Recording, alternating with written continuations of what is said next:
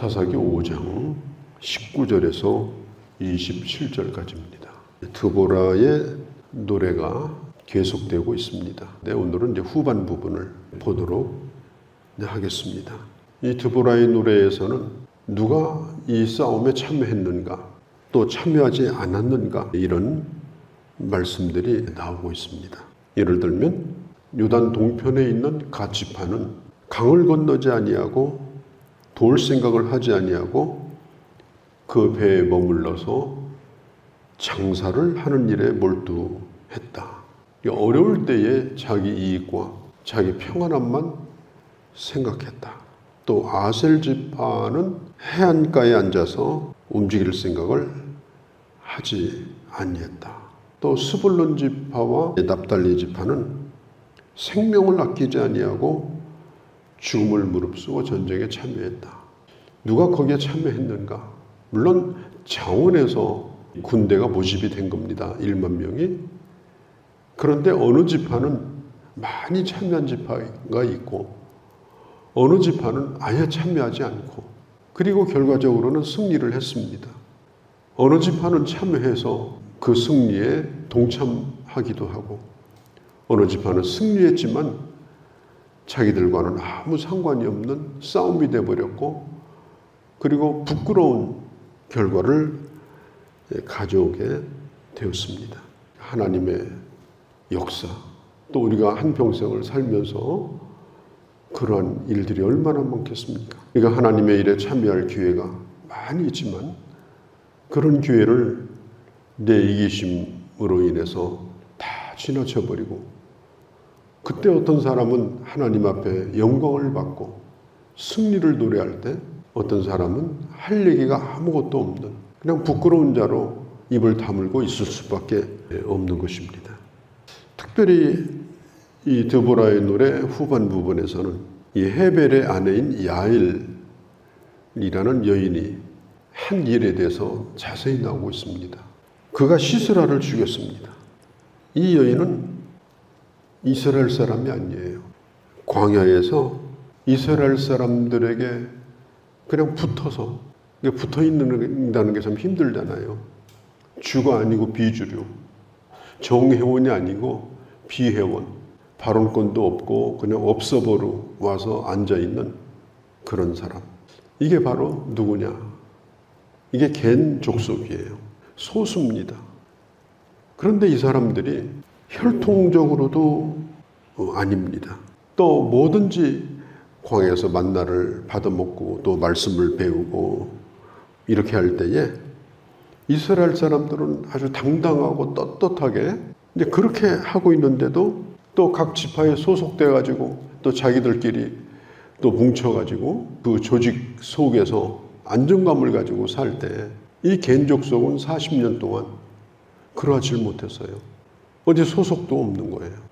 그리고 특별히 맞아주는 데도 없고 그냥 띄어내지만 않을 뿐이지, 가라고 하지만 않을 뿐이지 별 관심의 대상이 되지 않는 그런 사람들이 겐 족속입니다. 그런데 이스라엘이 통째로 넘어가게 생긴 아주 위험한 그런 상황에 있을 때 바로 이 사람들이 큰 역할을 해요.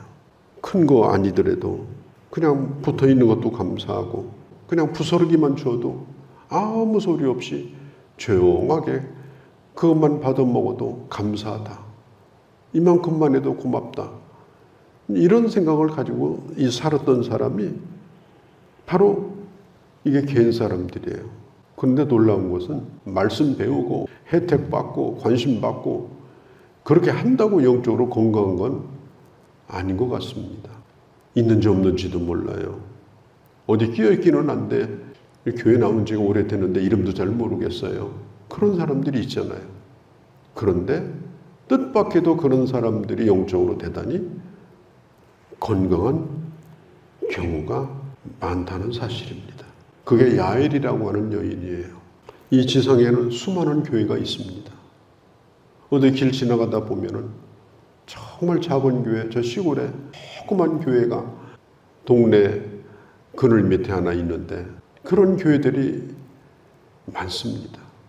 그 교회를 섬기는 목회자를 누가 기억해 줍니까? 이름이나 있습니까? 신문에 납니까? 방송국에서 불러줍니까? 없습니다. 또 그런 교회에서 한두 명 앉아가지고 날마다 본인이 큰 사명을 가진 것처럼 나라와 민족을 위해 기도하고 눈물 뿌려 엎드리는 그런 사람들이 이 땅에는 많이 있습니다. 그런가 하면 수천 명, 수만 명 모이는 교회에서 아주 그럴듯한 짜임새 속에서 아주 세련된 예배를 드리고 아주 그럴듯한 사람들을 교회에서 만나고 그들과 어울려 다니고 신앙생활을 자신들이 그럴듯하게 한다고 생각하는 사람들이 상상외로 많습니다. 그 사람들이 영적으로 건강한 사람들인가요? 그 사람들을 하나님이 기억하시나요? 결코 그렇지 않습니다. 오늘 이 이스라엘이 정말 어려울 때에 부스러기 은혜라도 구하며 살았던 이 스르보니게 여인 같은 이 야엘이라고 하는 사람이 아주 건강했어요. 그리고 아주 담대했어요. 이 여인은 어디 속하지도 않았어요. 어디 속해서 소속감을 가질 만한 그런 곳에 있지도 못했어요. 신앙생활을 그냥 외롭게 광야에 있을 때도 외롭고 가나안 땅에 들어와도 뭐 땅을 분배받은 것도 제대로 없고 그렇게 생활을 하고 그렇게 했지만은 꼭 필요할 때에 이 여인이 놀라운 일을 이룬 것입니다. 시스라를 죽일 때 아주 처참했습니다. 시스라가 이 적장의 그 군대 장관이잖아요. 도망을 치다가 이스라엘 사람이 아니니까 야엘은 마음 놓고 그 집으로 숨어 들어왔어요. 나를 좀 숨겨달라. 그러니까 야엘이 아주 반갑게 숨겨주고 그 다음에 우유도 아주 좋은 그릇에 담아가지고 대접을 해주고 그리고 의심을 풀고 안심을 시킵니다. 그러자 시스라가 도망치느라고 얼마나 겁이 났겠어요. 거기서 잠이 들었어요. 그때 그 장막을 고정시킬 때 쓰는 요즘으로 말하면 텐트 팩입니다. 날카로운 팩. 그걸 가지고 한 손에는 그 말뚝을 잡고 한 손에는 망치를 들고 그 잠을 자는 그 시스라의 관자놀이를 완전히 구멍을 뚫어버렸어요. 머릿속에 말뚝이 들어가니까 즉사해서 죽었습니다. 이게 얼마나 끔찍한 일이에요. 자기 눈앞에서 그 장수를 그렇게 죽인 거예요. 아마 이 야일은 일생을 살면서 자기가 눈앞에서 겪었던 그 일에 대한 어떤 트라우마에 시달릴 수도 있었을 거예요. 너무나 끔찍한 일이니까. 성경에 보면요. 그것에 대해서 27절에 마치 그 슬로우 비디오처럼 영화에 보면은 총알이 막 날라오면서 쾅 하고 부딪히면 피가 막 터지고 서서히 쓰러지고 그걸 막 반복적으로 보여주잖아요. 사람들을 감정을 자극하기 위해서. 그게 27절이에요. 그가 발 앞에서 구부러지고 엎드려지고 쓰러졌고 한 번 그 모션이 나오죠. 또 한 번 슬로우 비디오로 또 나와요. 그의 발 앞에서 구부러졌고 엎드려졌어.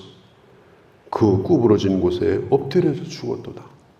그러니까 이 장면이 이 야일에게는 이렇게 슬로우 비디오로 평생 머릿속에 아마 남을 수도 있어요.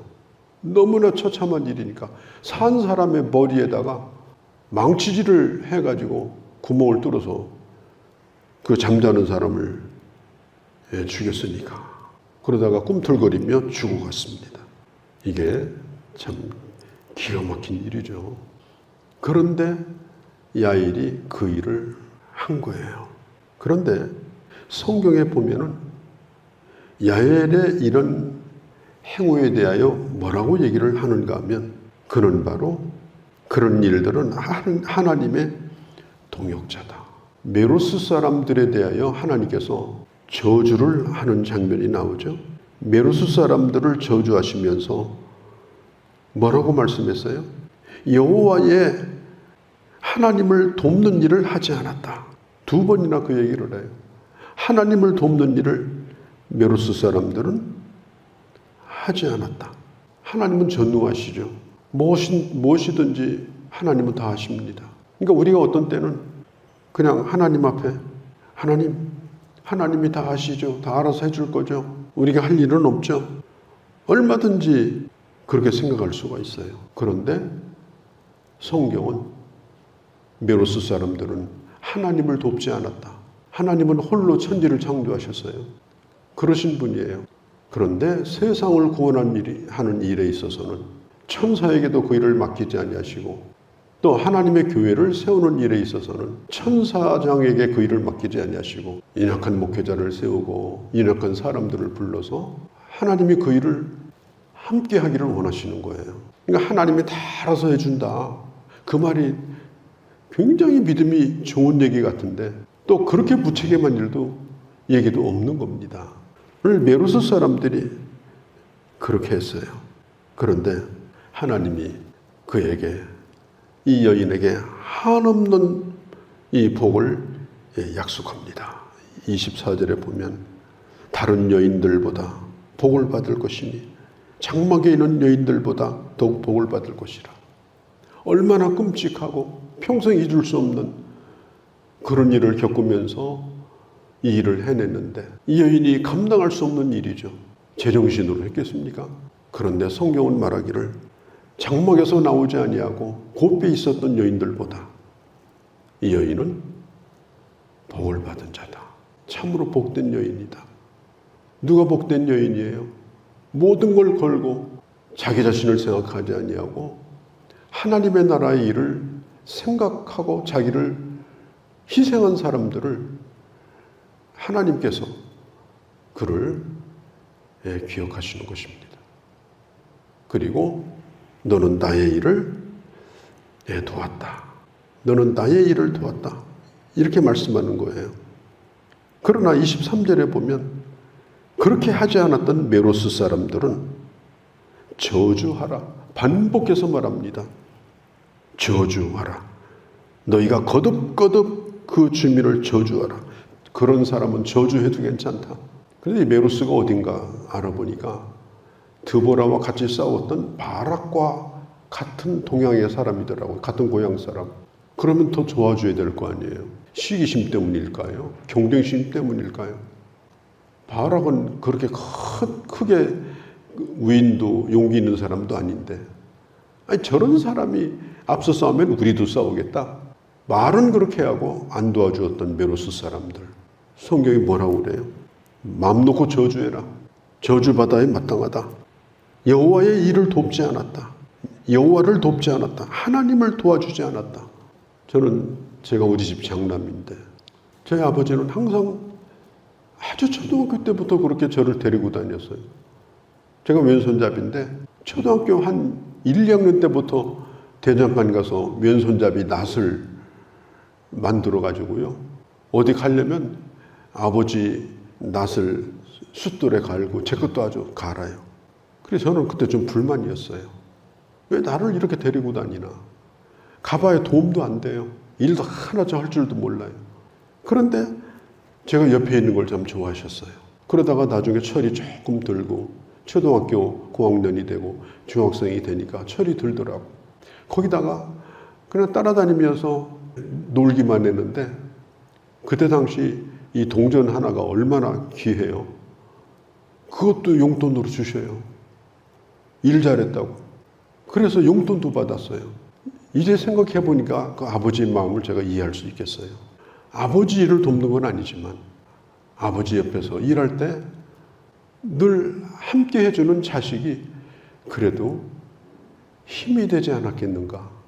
그런 생각을 지금도 해보고 참 그런 거 생각해 보면은 하나님 아버지의 마음도 그러하겠다.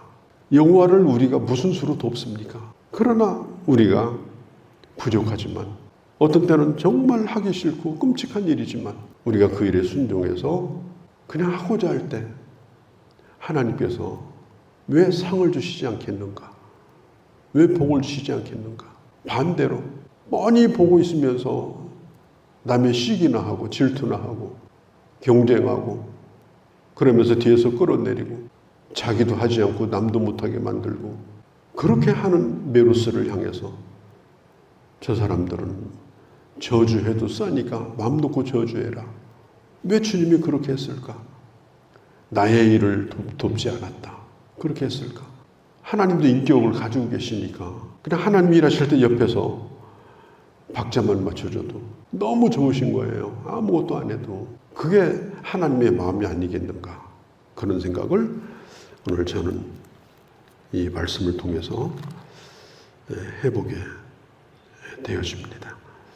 거룩하신 우리 아버지, 오늘 이 아침도 드보라의 노래를 저희가 보았습니다.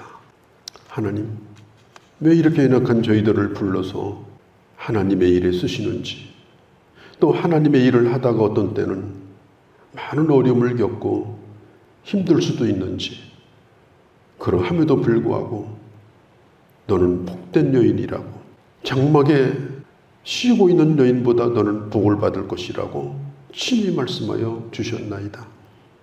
아버지 하나님, 연약한 우리를 쓰심에 감사하며 주님 앞에 순종하고 그리고 주의 손에 붙들려 아름답게 쓰여지는 저희가 되게 하여 주옵소서. 세상 어디에도 낄 데도 없는 그런 우리였지만 또 어마어마한 선교단체든지 어마어마한 교회든지 그럴듯한 모습으로 신앙생활을 하는 우리는 아니라 할지라도 우리 하나님께서 복된 자라고 친히 불러주실 수 있는 그런 자로 살아가는 저희가 되게 하여 주시옵소서. 이 하루도 주께 의탁합니다. 예수님의 이름으로 기도하옵나이다. 아멘.